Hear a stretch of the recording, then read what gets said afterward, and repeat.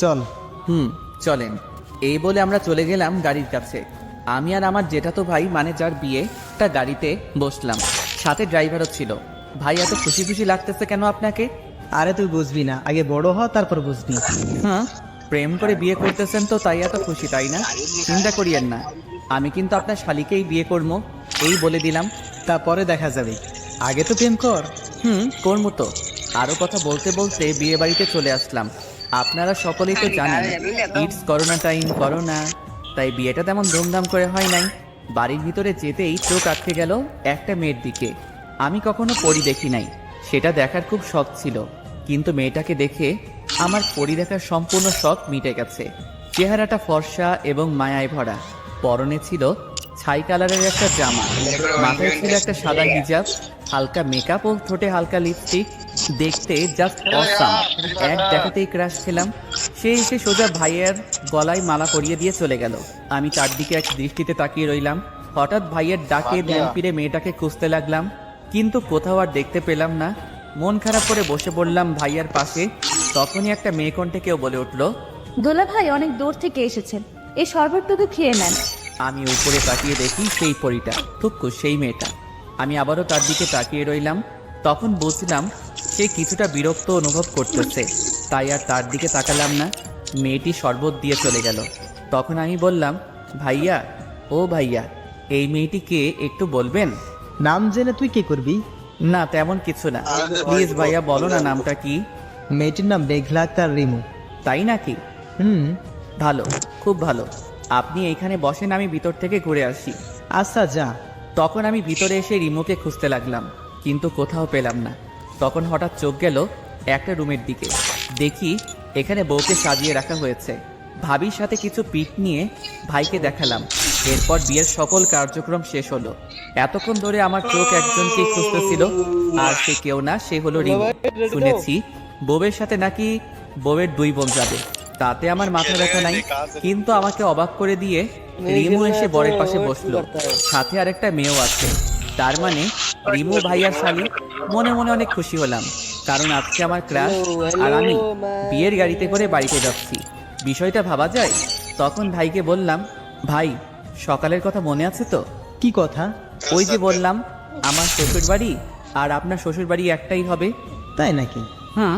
এরপর নতুন ভাবির সাথে কথা বলতে বলতে বাড়িতে চলে আসলাম। বাড়িতে এসে আমি রিমোর আশেপাশেই ঘুরতে লাগলাম, কোনো কিছু দরকার আছে কিনা, কিছু লাগবে কিনা।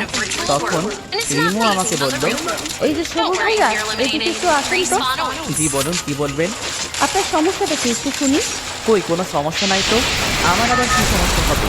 যদি কোনো সমস্যাই না থাকে তাহলে আপনি আমার আশেপাশে এত ঘোরাঘুরি করতেছেন কেন? আপনার কি খেয়ে দিয়ে আর কোনো কাজ নেই? আছি তো, আপনাকে দেখার কাজ। এই রে, কি বলে ফেললাম, কই কিছু বলি নাই তো।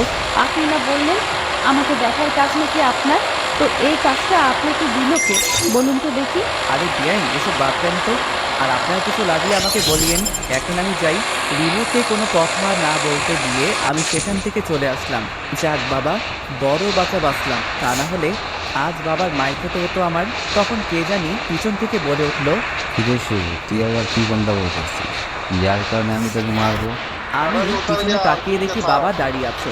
তোকে তুই আমি আবার কি করলাম? তাহলে যে তুই বললি, যাক বাবা, বড় বাচ্চান বাঁচলাম, তা না হলে আর বাবার মার খেতে হতো না। ওটা কিছু না, তুমি কি আমাকে খুঁজতেছিলে নাকি? রিমু নাকি আমাদের গেমটা দেখার খুব শখ হয়েছে, তুই গিয়ে একটু ঘুরে আয় তো রিমুর সাথে। আমি যাবো? সত্যি? কেন, তুই কি যাবি না রিমুর সাথে? কি বলো বাবা, আমি কি তোমাকে একবারও বলছি আমি যাবো না? আমি গিয়ে রেডি হইতাছি, তুমি গিয়ে রিমুকে গিয়ে বলো রেডি হইতে। তাড়াতাড়ি রেডিও আয়। জি বাবা। এরপর আমি গিয়ে রেডি হয়ে গেলাম। কিছুক্ষণ পর আমি নিচে এসে দেখি রিমু বসে আছে, পরনে একটা খয়েরি কালারের লম্বা জামা, সাদা হিজাব, মুখে হালকা মেকআপ ও ঠোঁটে হালকা গোলাপি লিপস্টিক লাগানো। যা দেখে আমি আবার ক্রাশ খেয়েছি রিমুর উপর। আমি হা করে তাকিয়ে আছি রিমুর দিকে। এটা দেখে ভাইয়া বলল, খিরে, তুই আর রিমু দেখি একই কালারের জামা পরছস। আরে ভুল করে মিস্টেক করেছি। আমি কি জানতাম সে খয়েরি কালারের জামা পরেছে? যদি জানতাম তাহলে কি আর খয়েরি কালারের পাঞ্জাবিটা পরতাম? তখন ভাই আমার কানের কাছে এসে বলল, যাই বলিস, তোকে কিন্তু আজকে অনেক সুন্দর লাগতেছে। রাস্তায় সাবধানে চলিস, আর কয়টা প্রপোজ পাস সেটা এসে আমাকে কিন্তু বলবি। আরে ভাইয়া তুমিও না? হয়েছি, আর লজ্জা পেতে হবে না। আচ্ছা, এই বলে আমি আর রিমু বেরিয়ে ঘুরতে বের হলাম। সেখানে এমন কিছু হবে যেটা আমি ভাবতেও পারি নাই। রিমু এমন কিছু করলো যেটা দেখে আমি অবাকের চরম মাত্রায় পৌঁছে গেছি। আমি আর রিমু রাস্তা দিয়ে হাঁটতেছিলাম, তখন হঠাৎ রিমু বলে উঠল, এই শুভ, একটু গাছের পেছনে চলো তো। কেন? আগে চলো তো সেখানে। এরপর আমি আর রিমু একটা গাছের পিছনে গেলাম। তখন রিমু কাকে জানি কল করছে। তার কথাটা ছিল এইরকম, ওই রাজ, তুমি এখন কই আছো? কি বলো তা শুনতে পাচ্ছি না। ও আচ্ছা, তো তুমি কি এখন একা আছো নাকি তোমার সাথে আরো কোনো মেয়ে আছে? কি বলো তা শুনতে পাচ্ছি না। ও আচ্ছা, ভালো। এই বলে আমি আর রিমু চলে গেলাম একটু সামনে। সেখানে একটা ছেলে ও একটা মেয়ে রাস্তার পাশে বসে আছে। রিমু সেখানে গিয়েই ওই ছেলেটার গালে 2টা থাপ্পড় দিয়ে বলতে লাগলো, এই তোমার পরীক্ষার করা? এই তুই একা একা বসে পড়তেছস? তুমি এখানে কি করো? তুই আর আমাকে তুমি করে বলবি না। আজকে থেকেই আমাদের ব্রেকআপ। তুই আমার সাথে আর কোনো যোগাযোগ করবি না। তুমি আমার কথাটা একটু শোনো। কি শুনবো তোর কথা? হ্যাঁ, কি শুনবো? এই বলে আরেকটা থাপ্পড় মারলো। তখন রাজের পাশের মেয়েটা বলতে লাগলো, আরে রিমু আপু, তুমি আমার জামাইকে এভাবে মারছো কেন? ঠিক, রাজ তোমার জামাই? গত মাসে আমাদের বিয়ে হয়েছে। ও ভাই, মারো মুझे, মারো মারো মুझे, মারো। ये क्या मजाक हो रहा है? কি হলো তোমার আপু? এই বাটপাটটার বউ থাকার পরেও আমার সাথে প্রেম করছে। কি, তুমি রিমু আপুর সাথে প্রেম করছো?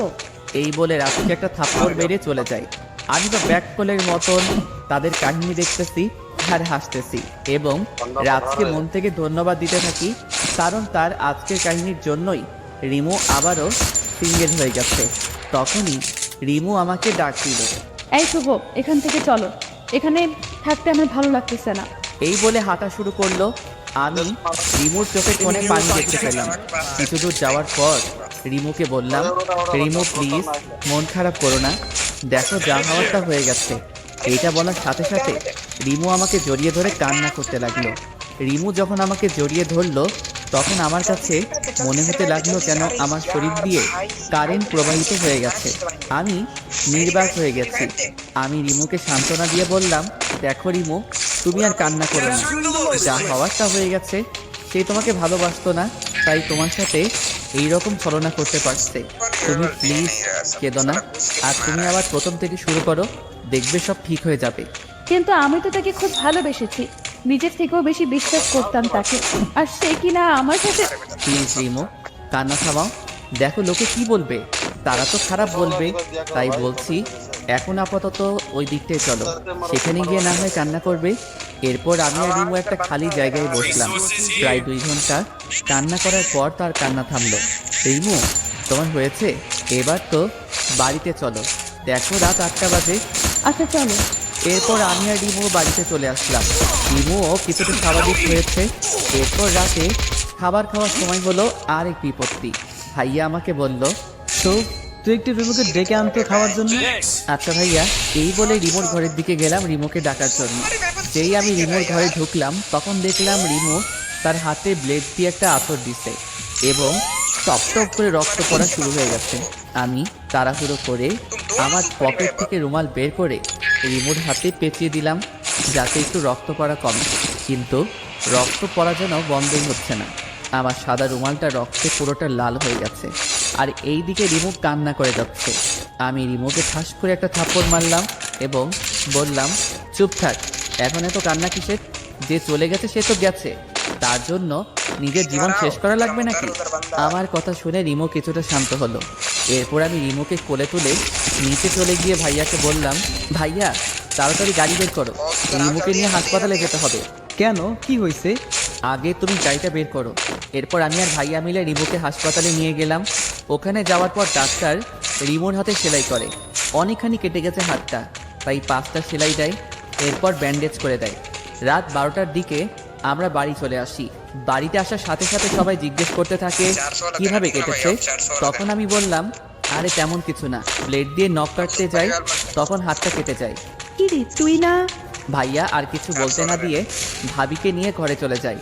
ভাইয়াকে আজ ঘটে যাওয়া সকল কিছু বলে দিয়েছি, তাই ভাইয়া ভাবিকে নিয়ে যায়। কিছুক্ষণ পর ভাবি রিমুকে ভাত দিয়ে যায় খেতে।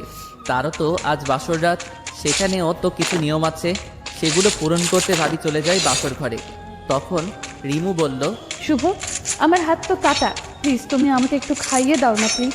ওরে আল্লাহ, এই মেয়েকে নিয়ে আমি কি করব কিছুই বুঝতে পারতেছি না। সে নাকি আমার হাতে ভাত খাবে। আমি একটু বিরক্ত হয়েছি, কারণ এর আগে আমি কাউকে খাইয়ে দেই নাই, তাই তার থেকে বেশি হয়েছি কারণ আমার ক্রাশ আমার হাতে খেতে চাইছে। তাই তখন রিমু আমাকে ডাক দিল। এই শুভ, কি হলো, খাইয়ে দিবে না? দিচ্ছি। এরপর রিমুকে খাইয়ে দিতে লাগলাম। কিছুক্ষণ পর রিমুর খাওয়া শেষ হলো। তখন তাকে পানি খাইয়ে দিতে যাব, তখন দেখি সে তার ডান হাত দিয়ে পানি খাইতেছে। আরে রিমুর তো বাঁ হাত কেটেছিল, আর সে তো ডান হাত দিয়ে সহজেই খেতে পারত। তখন আমি কিছুটা রাগী কণ্ঠে রিমুকে বললাম, এটা কি হলো? কই, কি আবার হবে? তোমার ডান হাতটা তো ভালো, তাহলে তুমি আমার হাতে খেলে কেন? ও মা, তাই তো। এই বলে রিমো একটা হাসি দিল। রিমোর এই হাসি দেখে আমার সমস্ত রাগ চলে গেল। আমি তার হাসি দেখতে লাগলাম। রিমো এটা বুঝতে পেরে হাসিটা বন্ধ করে আমাকে বলল, কি দেখতেছেন এইভাবে? তোমার হাসিটাকে। শুধুই কি হাসি দেখতেছেন নাকি আরো কিছু দেখতেছেন? তোমাকেও দেখতেছি, কত সুন্দর তুমি, সুন্দর তোমার এই হাসিটা, যেটা দেখে 1000 বছর কাটিয়ে দিতে পারবো আমি। তাই নাকি? এই রে, এটা কি বললাম আমি? সে যদি এখন কিছু মনে করে তাহলে তো প্রেম করার আগেই আমার ব্রেকআপ নিশ্চিত, মনে মনে বললাম। কি হলো, চুপ করে আছেন কেন? এটা বাদ দেন, আগে বলেন আপনি আমার হাতে খাবার খেলেন কেন? আপনার হাত তো ঠিকই আছে। আসলে আমার না নিজের হাতে খেতে একদমই ভালো লাগতেছিল না, তাই আমি আপনার হাতে খেলাম। প্লিজ রাগ করিয়েন না, কাল থেকে তো আর খাবো না। কেন খাবে না? বারে, কালকে তো আমরা চলে যাব, তাহলে খাবো কিভাবে? ও তাই তো। আর যদি আপনি চান তাহলে কিন্তু সকালে নাস্তা ও দুপুরের খাবার খেতে পারবো আপনার হাতে। সত্যি? 100% সত্যি। তো এত আপনি আপনি করতেছেন কেন? আমরা তো ফ্রেন্ড হতে পারি, তাই না? আপনি চাইলে আরো কিছু হতে পারি। কি হলো বলেন, আমরা কি ফ্রেন্ড হতে পারি না? অবশ্যই। তাহলে নো, আপনি অনলি তুই। আচ্ছা, এই বলে আমি প্লেট রাখতে উঠতে যাব, তখনই ভাবি এসে রিমোকে ঠাস ঠাস করে 2টা থাপ্পড় মেরে রিমোকে জড়িয়ে ধরে কান্না করতে লাগলো। এই, তোকে কে বলছিল হাত কাটতে? যদি শুভ না দেখতো তখন কি হতো তুই বল? তোর শুধু কিছু হতো তাহলে তোর দুলাভাই কি করে আমাদের বাড়িতে মুখ দেখাতো? কি রে, চুপ করে আছিস কেন বল? আপু সরি রে, আসলে আমি তাকে খুব বেশি ভালোবেসেছিলাম, কিন্তু সে তো আমাকে খুব বড় একটা ধোঁকা দিল। আমি কখনো ভাবতেই পারি নাই সে আমাকে এভাবে ধোঁকা দিবে। তাই বলে কি তোকে মরতে হবে? তখন আমার মাথা একটুও কাজ করতেছিল না, তাই এরকম একটা ভুল পদক্ষেপ নিয়েছি। ভাবি, যেটা হয়ে গেছে সেটাকে নিয়ে আর কথা বলে কি হবে, বাদ দেন তো। আর আপনি কি এখন ভাইয়ার কাছে যান? আর আজকে আপনাদের জীবনের শেষের দিন, এই দিনে কি কেউ কান্না করে? আর এমনিতে এখন রাত প্রায় 1:30 বাজতে চললো, কাল সকালে আবার উঠতে হবে তো। আচ্ছা যাচ্ছি। এরপর ভাবি চলে গেল, কিন্তু রিমু কান্না করেই যাচ্ছে, যেটা আমার মোটেও সহ্য হচ্ছে না। তাই আমি আবার রিমুর পাশে গিয়ে বসলাম এবং বলতে শুরু করলাম, এই তুমি এভাবে কান্না করতেছো কেন? যা হওয়ার হয়ে গেছে, তুমি এখন ঘুমাও। আমার ঘুম আসছে না। আমি মাথায় হাত বুলিয়ে দেই। দাও। আমি রিমোর মাথায় হাত বুলিয়ে দিচ্ছি আর রিমোর মুখের দিকে তাকিয়ে আছি। তার চেহারাটা কত মায়াবী। এই মায়াবী কন্যাকে যদি আমার বোন হিসেবে পেতাম তাহলে খুব ভালোবাসতাম তাকে, কিন্তু সে কি তখন আমাকে ভালোবাসছে? এইসব ভাবতেছি, তখন দেখি যে রাত 2:13 বাজে। এইদিকে রিমো ঘুমিয়ে গেছে, আমারও খুব ঘুম পাচ্ছে, তাই আমি আমার রুমে গিয়ে ঘুমিয়ে গেলাম। সকালে কারো ডাকে ঘুম ভাঙলো আমার, তাকিয়ে দেখি আব্বু ডাকছে। এই শুভ, তোরা তো ঘুম কিছু রাতে কি ঘুম আসেনি? চুরি করতে গেছিলি নাকি? না তো, এই যে উঠতেছি। আমি ঘড়িতে তাকিয়ে দেখি যে এখন 9:30 বাজে, তাই তাড়াতাড়ি ফ্রেশ হয়ে রিমোকে দেখতে গেলাম। দেখি রিমো খাটের উপর বসে আছে আর কার সাথে যেন কথা বলতেছে। আমি তার চেহারাটা দেখতে পাচ্ছি না। তখন আমি রিমোকে উদ্দেশ্য করে বললাম, এই যে মিস রিমো, আমি কি ভিতরে আসতে পারি? আরে শুভ, তুই আয়, ভেতরে আয়। আমি ভিতরে গিয়ে দেখি রাজ বসে আছে এবং পাশে রাজের বউ বসে আছে। তাদের দেখে আমার মনটা খারাপ হয়ে গেল, কিন্তু রিমোর কথা শুনে বুঝলাম রাজ ক্ষমা চাইতে আসছে এবং রিমোও তাকে ক্ষমা করে দিয়েছে। রিমো মন থেকেও খুব ভালো, কারণ যদি ভালো না হতো তাহলে কি ক্ষমা করে দিত? না, অন্য কোনো মেয়ে হলে ক্ষমা করতো না। তারা চলে গেছে। আমি রিমোকে জিজ্ঞাসা করলাম, এই তোর হাত শেষ হয়েছে? না রে, নাস্তা করছো? না রে, একটু করে দে তো। এই যে খাবার, আপু সকাল 8টার সময় খাবার দিয়ে গেছে, তুই খাইয়ে দিবি বলে এখনই খেতে পারিনি। এখন তাড়াতাড়ি খাইয়ে দে তো, ওষুধ খাওয়া লাগবে তো। দিচ্ছি। এই বলে রিমোকে খাইয়ে দিতে লাগলাম। তাকে খাইয়ে দিতে আমার খুব ভালো লাগতেছিল। আমি ভাবতেছিলাম যদি সারা জীবন এইভাবে তাকে খাইয়ে দিতে বললে আমি তাকে খাইয়ে দিতে পারবো। আউট, ব্যথা পাইছি তো। রিমো শয়তানি হাসি হাসতেছে, যেটা দেখে আমি আবারও রিমোর প্রেমে পড়ে গেলাম। আচ্ছা সরি, আর দেবো না। ওকে। খাবার শেষে ওষুধ খেলো এবং তাকে ঘুমাতে বলে আমি নিজে এসে নাস্তা করতেছি। এমন সময় ভাইয়া এসে বলল, কি রে, আমার শাড়িটাকে তোর বুঝি খুব পছন্দ হয়েছে? আমি কিছুটা লজ্জা মিশ্রিত কণ্ঠে বললাম, আরে ভাইয়া তুমিও না। বুঝি বুঝি, সব বুঝি, চিন্তা করিস না, হেল্প লাগলে বলবি, হেল্প করার চেষ্টা করবি। আচ্ছা ভাইয়া, দেখো তোমাকে ভাবি লাগছে। যাচ্ছি। দুপুরে বউ ভাতের কার্যক্রম শেষ হয়েছে। খুব ব্যস্ত থাকার কারণে দুপুরবেলা রিমোকে খাইয়ে দিতে পারিনি, যার কারণে সে যাওয়ার সময় আমাকে বলে যায়নি। ভাবির লোকেরা চলে গেল। ভাবি আর ভাইয়া কালকে যাবে। এই রে, কত বোকা আমি! আমি তো রিমোর কাছ থেকে তার ফোন নাম্বার কিংবা ফেসবুক আইডি কিছুই নেই নাই। তাহলে আমি তার কাছ থেকে ক্ষমা চাইবো কীভাবে? না, কালকে যে করে হোক রিমোদের বাড়িতে গিয়ে তার কাছে ক্ষমা চাইতে হবেই হবে। দিনটা কোনো রকমে পার করলাম। সারাদিন রিমোকে প্রচুর মনে পড়লো। রাতে আমি আমার ব্যাগ গুছিয়ে ভাইয়ার আশেপাশে ঘুরতে লাগলাম। যদি একবার আমাকে বলে, কিরে শুভ যাবি, আমাদের সাথে গেলে চল, কিন্তু ভাইয়া একেবারে বলল না, তারা তাদের মতন ব্যাগ গোছানো নিয়ে ব্যস্ত। আমি যেই আমার রুমে আসতে যাব তখনই ভাইয়া আমাকে ডাক দিল। এই শুভ, শোন। আমি তো খুব খুশি হয়ে ভাইয়াকে বললাম, কি ভাইয়া, আমি যাবো। তুই কই যাবি? না কিছু না, কি বলবে বলো, আমার ঘুম পাচ্ছে। আসলে আমার খুব পানি পিপাসা পেয়েছে, আর এখানে পানিও নেই। এখন যদি তুই আমাকে একটু পানি পান করাইতি, তোর অনেক সব হতো আর কি। তুই আসলে একটা বজ্জাত। আমি সেই কখন থেকে তোমার আশেপাশে ঘুরঘুর করছি আমাকে তোমাদের সাথে নিবে বলে, তা না আমাকে বলতেছে এখন থেকে পানি খাওয়াতে। দূর, ভালো লাগে না। কি রে, যা না একটু। যাচ্ছি তো। ভাইয়া তো আমার কাহিনী দেখে মুচকি মুচকি হাসতে লাগলো। আমি বুঝলাম না এখানে হাসির কি হলো। এরপর ভাইয়াকে পানি দিয়ে আমি আমার রুমে গিয়ে শুয়ে পড়লাম। আজ কেন জানি ঘুম আসছে না, বারবার শুধু রিমোর কথাই মনে পড়ে যাচ্ছে। অন্যদিন হলে এতক্ষণে ঘুমিয়ে যেতাম।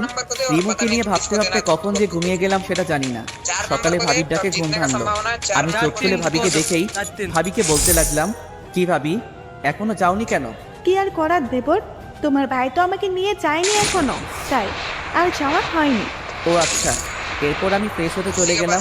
ফ্রেশ হয়ে হেঁটে গিয়ে দেখি ভাইয়া রেডি হয়ে বসে আছে, ভাবিও রেডি। তাদের দেখে আমার মুখটা কালো হয়ে গেল। আমি যেতে পারবো না তো, তাই আর কি। কি রে, তুই এখনো রেডি হস নাই কেন? আমি রেডি হবো কেন? কেন হবি মানে? তুই যাবি না? আমি আবার কই যাবো? কেন আমাদের সাথে তুই যাবি না? ভাইয়ার কথা শুনে তো আমার তো খুব আনন্দ লাগতেছে। লুঙ্গি ড্যান্স দিতে ইচ্ছে করতেছে। আমার পরনে লুঙ্গি ছিল, ভাবছিলাম একবার লুঙ্গি ড্যান্স দিয়েই দেই। তারপর ভাবলাম এখানে অনেক লোক আছে, আমি না হয় আমার রুমে গিয়ে দিবনি। এখন দেওয়া যাবে না। আমি ওখানে গিয়ে কি করবো? কিছু করা লাগবে না, তুই গিয়ে তাড়াতাড়ি রেডি হয়ে নে, এমনিতেই অনেক দেরি হয়ে গেছে। আমি আর কিছু না বলে সোজা আমার রুমে চলে আসলাম। এসেই প্রথমে আমার লুঙ্গি ডান্সটা কমপ্লিট করে রেডি হয়ে নিচে চলে গেলাম। নিচে যাওয়ার পর ভাবি বলতে লাগলো, দেখি দেখি আমার দেবরটাকে নজর ফুটে দিয়ে দিই, যাতে কেউ নজর না দেয়। আরে ভাবি শুনিও না। হয়েছে হয়েছে, আর লজ্জা পেতে হবে না, চল তাড়াতাড়ি। এরপর আমরা চলে আসলাম ভাবিদের বাড়িতে। আমি তো ভাবিদের বাড়িতে এসে রিমোকে খুঁজতে লাগলাম, কিন্তু কোথাও দেখতে পেলাম না। দূর,